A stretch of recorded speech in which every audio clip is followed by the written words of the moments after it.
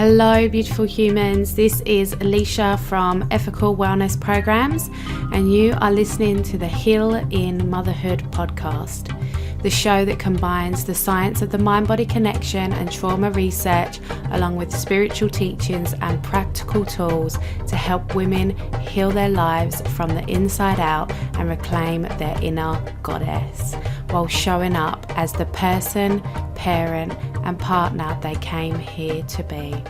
If you like what you hear on today's show, please don't forget to leave us a review on the iTunes podcast app so that we can grow our community and impact as many women's lives as possible. Hello, welcome. I'm so excited to share with you my very first podcast episode.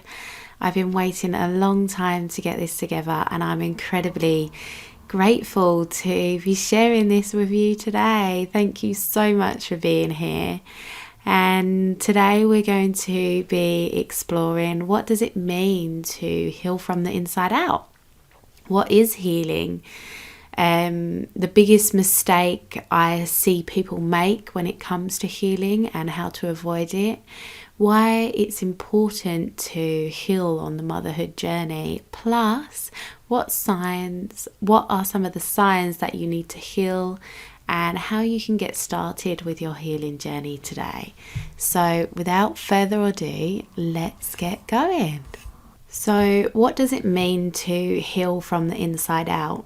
You know, we hear so many people talk about healing and being on their healing journey, but what does that actually mean? And can we ever truly be healed? Is it possible to be completely free from our symptoms, our triggers, our past traumas? You know, we all have different ideas of what healing is and what it looks like. But today we're going to explore what it means to you, and I will also share my thoughts on what it means to heal. So what does it actually mean to heal from the inside out? Well, for me, healing from the inside out means to heal the mental, emotional and spiritual aspects of your triggers or your symptoms, not just the physical aspects. So on a relationship level, this might look like turning inwards and asking, what is my part in this relationship conflict? Why is this other person's behavior triggering me? Instead of blaming or trying to fix the other person and deciding on what they are doing wrong. And on a health level, this might look like finding the root emotional cause of your health issues instead of trying to fix your health issues through medications or physical therapy. You know, when I was hitting my gut health, at first I tried to heal through magic teas and FODMAP diets and supplements. I was using things outside of myself to heal. And although I believe medication and diets can help in some cases, they weren't working for me. And this has to be one of the biggest mistakes I see people make when it comes to healing. We've all been so conditioned to believe that healing requires something outside of ourselves. We believe that we need to go somewhere or to someone else to be healed.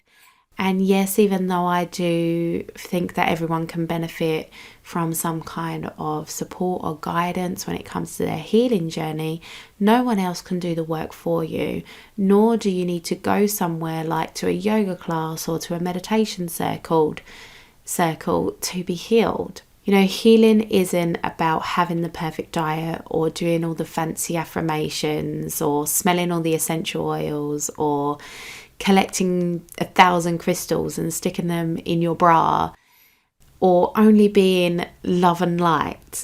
You know, it's about looking at the stress in your life and letting go of that, a.k.a. regulating your nervous system and healing unprocessed emotions. Once I started to learn about the mind-body connection, which I will dive into on another episode, and look at my symptoms through the lens of trauma, I began to relate to my body and my symptoms in a whole new way. And instead of fearing my body and letting my symptoms control me, I started to explore why I had the gut health issues from an emotional level, where my symptoms were coming from and what they were trying to tell me. And this self-inquiry led me to connecting with my body's inner wisdom, which is something we all have, by the way. And I taught myself how to heal and nourish my gut from the inside out. I didn't do any special gut health diets or take any supplements. Well, I did at first, but as soon as I realized they were doing more harm than good, I literally healed my gut from the inside out by resolving my unresolved emotional baggage and tapping into my intuition.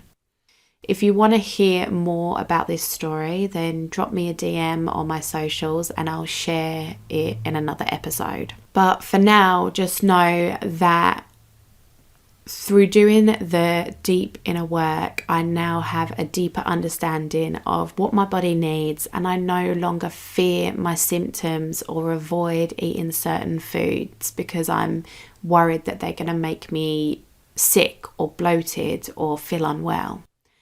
So for me, healing means to no longer fear my body or my triggers or my symptoms. It doesn't necessarily mean that I never experience triggers or traumas or physical symptoms ever again. It just means that if and when my triggers or symptoms arise, instead of reacting to them out of fear, I can lean into them with love. I can explore them and hold compassionate space for them. So I guess what I'm getting at here is, for me, healing really isn't about fixing what's broken, because I don't believe any of us are broken. It's about letting go of fear and self-judgment and cultivating genuine self-compassion. It's about rebuilding that trust with yourself, finding your inner flow and being able to be with and lean into the chaos that life brings, those big emotions, the triggers, the body sensations, and still be able to connect with that inner peace and calm. To me, that is healing. And I believe it's so important in motherhood, because the only way to have deeply fulfilling relationships with our loved ones is to heal ourselves first.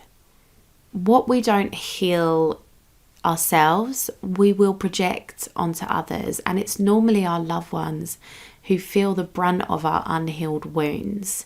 And it's my mission to help women move away from that old parenting paradigm of trying to fix their children's behaviours, and instead turn our focus inwards and shine a light on ourselves first. And I know that might sound scary and confronting, and it might sound like trying to fix our kids would be easier than healing our own unhealed wounds. But from personal experience, I know quite the opposite is true. And so often the behaviours that our children are displaying are simply a reflection of what we haven't healed within ourselves. So on my journey, my children have been my greatest healers. And look, I'm not saying it's all sunshine and rainbows, but they have shown me through my triggers what I needed to heal. So, I believe becoming a mother has been my catalyst for change, transformation, and growth. And once I started to heal my emotional baggage, I was able to enjoy my kids more and see the healing motherhood journey as a blessing. I'm able to speak up for myself and my needs, so that I don't lose myself in the chaos of doing everything for everyone else. And for the first time in my life, I know how to express what's truly on my heart and have the hard conversations and overcome any conflict that arises. By doing this inner work, I feel less stressed. I feel more energized because I'm not constantly fighting against my emotions, and I'm definitely less emotionally reactive because I'm not living in that survival mode. You know, doing this work it's changed my life, it's changed my business, and it's changed my relationships. And I hope to make this a reality for other mothers across the globe too. So you might be thinking now, well, I'm not sure if I have anything that needs healing. And my guess is that you do. So let's touch on what are some signs that we need to heal. So one of the biggest signs that you need to heal is that you constantly feel triggered by other people. So maybe you get angry every time someone cuts you up in traffic, or maybe you get really frustrated with your kids when they don't eat all their dinner, or there's a certain TV show that drives you crazy and you can't watch it because it annoys you so much. Those are signs that you have something to heal. You know, triggers are anything that causes you to feel overwhelmed with anger or sadness or anxiety or panic. And again, I'll talk deeply about triggers in another episode.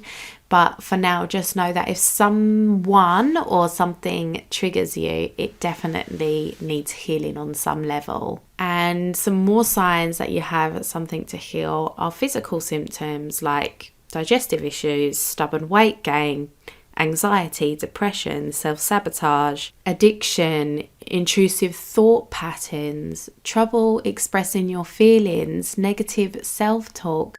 These can all be signs that healing is needed somewhere.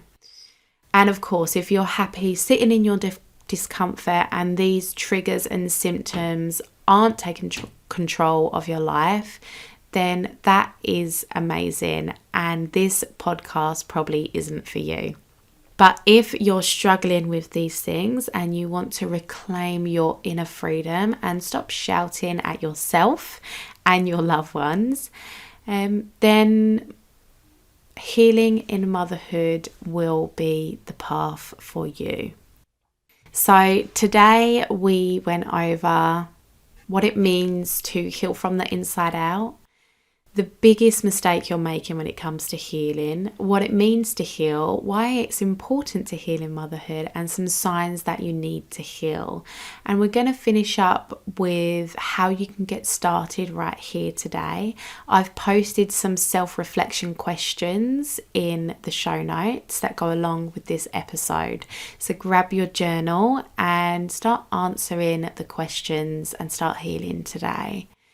And if there's one thing you can take away from today's episode, it's that you are not broken. Healing means to know and understand yourself deeply. It's not about fixing yourself.